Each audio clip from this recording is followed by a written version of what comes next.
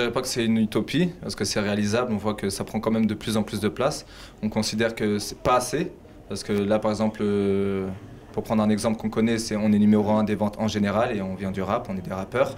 Donc par rapport à ça, bon, nous nos clips tournent sur le câble quand même, mais c'est vrai qu'il y a des chaînes et pour le reste du rap, c'est pas encore assez accessible, il y a encore trop de préjugés et de choses qui sont pas logiques quand on regarde les ventes.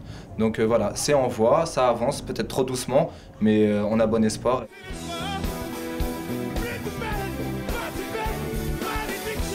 Les médias sont censés représenter la population française et on voit qu'un CD de rap est numéro 1 aujourd'hui, pendant toute l'année. Donc forcément, si elle tient à garder cette logique-là, un jour on aura du rap sur TF1, France 2, France 3, M6 pour les citer. C'est une chanson qui me tient très à cœur. Je l'ai écrite tout à l'heure. Toi, plus moi, plus eux, puis tous ceux qui les veulent. Ceux qui sont seuls, allez, venez et entrez dans la danse, vraiment dans la danse. The Voice, c'était une très bonne émission, il y avait du niveau cette année. Par rapport aux autres émissions de télé-réalité qui concernent la musique, j'ai trouvé que c'est la seule et la première en France où il y avait vraiment du niveau. J'ai préféré partir et m'isoler. Maman, comment te dire, je suis désolé. La conseillère m'a clairement négligé. Et moi, comme un teubé, j'ai dit ok. Et tous les jours, je pense à arrêter. Les gens veulent faire de moi une entité. Je vais tout plaquer. Je ne suis qu'un homme, je vais finir par clamser. On serait arrivé avec désolé directement comme ça aurait pas fait le même effet. Parce qu'il faut être accepté d'abord. C'est vraiment quelque chose, c'est comme une secte en fait le rap. Il faut passer par ce passage-là d'être accepté dans la rue, etc.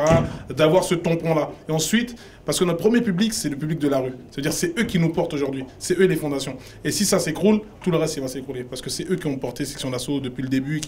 Et après on est validé par le grand public, par le reste, par des gens qui n'écoutent pas forcément le rap, etc.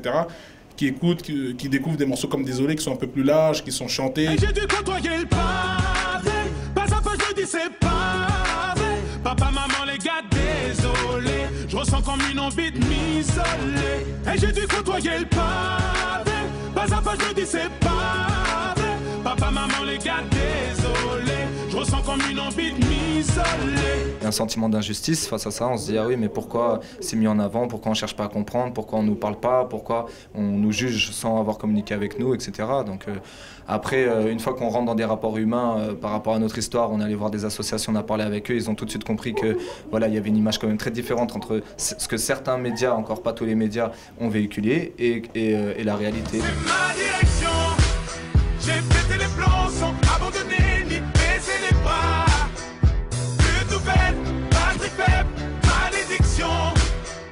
Dorénavant, je fais de l'avant, c'est ma direction.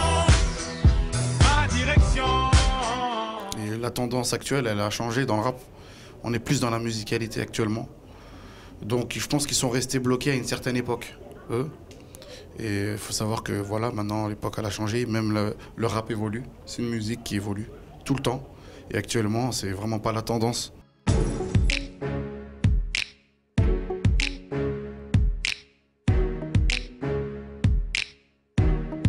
Qu'est-ce que je peux vous souhaiter pour les mois Le million. Le million de disques. D'accord, hein, t'as vu. Le million de disques, c'est ce qu'on vise. Hein.